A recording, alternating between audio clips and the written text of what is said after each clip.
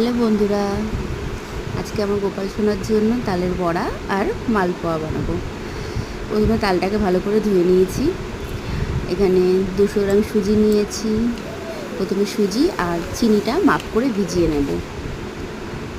এই কাপ মেপে সুজি নিয়ে দিয়েছিলাম, সেই কাপ মেপেই চিনি দিলাম, দিয়ে এবার এটা কিছুক্ষণের জন্য ভিজিয়ে দেব। ভিজিয়ে এবার তালটাকে ভালো করে ছাড়িয়ে তালটাকে প্রথমে ধুয়ে নিলাম। ধুয়ে নিয়ে এবারে তালটা ঘষে নেব।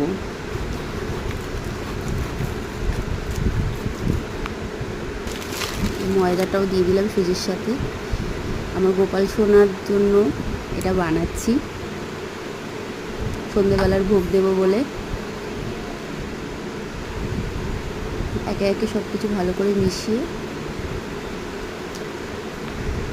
এদিকে নারকেল কুড়িয়ে নিয়েছিলাম, ওটাও মিশিয়ে দেবো। দিয়ে ভালো করে মেখে হাফটা সুজি ময়দা হাফটা নিয়েছি আর হাফটা রেখে দিয়েছি মালপোয়া করবো বলে। প্রথমে তালের বড়াটা করে নেব।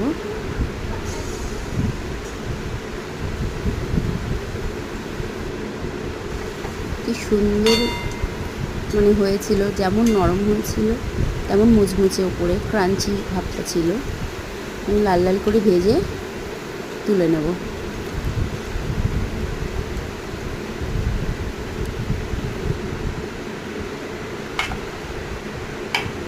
এবার কটা মালপোয়া ভেজে নেব।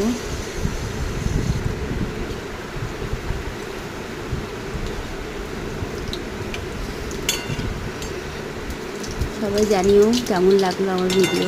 টাটা।